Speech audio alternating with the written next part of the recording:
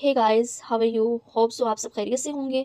तो आज की वीडियो जो है वो मेरी मिसकैरेजेस पे है कि एक ख़वातीन जिसके मल्टीपल मिसकैरेजेस होते हैं उसकी क्या रीज़न है। तो आज जो है हम ये सारा डिस्कस करेंगे। तो सबसे पहले चलते हैं अर्ली प्रेगनेंसी में जो मिसकैरेजेस हो जाते हैं, जैसे बेबी की हार्ट बीट नहीं आती, अभी प्रेगनेंसी स्टार्ट आती होती है, जैसे ही प्रेगनेंसी टेस्ट पॉजिटिव होता है उसके साथ ही ब्लीडिंग आपको शुरू हो जाती है या स्पॉटिंग स्टार्ट हो जाती है। तो उसकी क्या रीज़न है और उसकी क्या मेडिकेशंस होती हैं या होती भी है नहीं या नहीं होती। तो चलते हैं इन सारी बातों की तरफ। तो सबसे पहले जब आपका प्रेगनेंसी टेस्ट पॉजिटिव आता है तो आप जो है फ़ौरन ही डॉक्टर को ना दिखा दिया करें। बाज़ औक़ात ऐसा होता है कि प्रेगनेंसी जो है वो ट्यूब में हो जाती है, तो उसके लिए ज़ाहिर-सी बात है आपको स्टार्टिंग में ही चेक करवाना होता है। बहुत ज़्यादा पेन हो तब, ठीक है? अगर अदरवाइज़ आप लोगों को जब आप लोगों को प्रेगनेंसी टेस्ट पॉज़िटिव आता है उसके 2 हफ़्ते बाद आप चेक करवाया करें डॉक्टर को, क्योंकि इतनी अर्ली प्रेगनेंसी जो है अल्ट्रासाउंड में नज़र नहीं आती। 6 वीक या 4 वीक ऐसे स्टार्टिंग होती हैं तो मतलब तब जाकर नज़र आती है। किसी की 6 वीक भी प्रेगनेंसी अल्ट्रासाउंड में नज़र आती है, किसी की 4 टू 5 भी नज़र आ जाती है।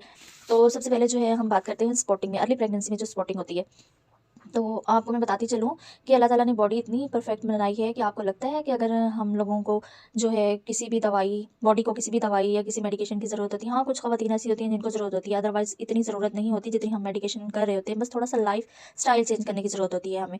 तो जिस बच्चे में नक्स होता है वो बच्चा कभी ग्रो नहीं करता, उसको यूट्रस या आपकी बॉडी कभी नहीं रखती। तो इसके लिए परेशान मत हुआ करें, रोया ना करें।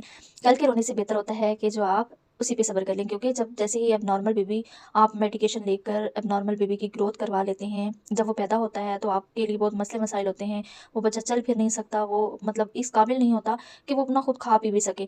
तो ऐसे बेबी को जो है वो बॉडी रिजेक्ट कर देती है। तो हमें लगता है कि प्रेगनेंसी ज़ाया हो रही है, लेकिन वो जो है बॉडी उसको नहीं रखने जा रही होती है, क्योंकि उसमें कोई ना कोई नक़्स होता है। आपको पेन स्टार्ट हो जाता है जिसकी वज़ह से आपकी प्रेगनेंसी ज़ाया हो जाती है।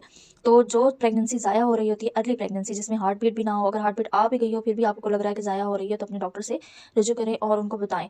देखिए, जब अर्ली प्रेगनेंसी में कोई ना कोई नक़्स आ जाता है ना, तो आपकी बॉडी जो है वो कोशिश करना शुरू कर देती है कि उसने उसको नहीं रखना, क्योंकि उसमें कोई ना कोई नक़्स है। इतनी छोटी प्रेगनेंसी में नहीं पता चलता कि उसमें क्या नक़्स है। ये तो अल्लाह ताला जानता है, ये आपकी बॉडी जानती है कि उसमें क्या नक़्स है।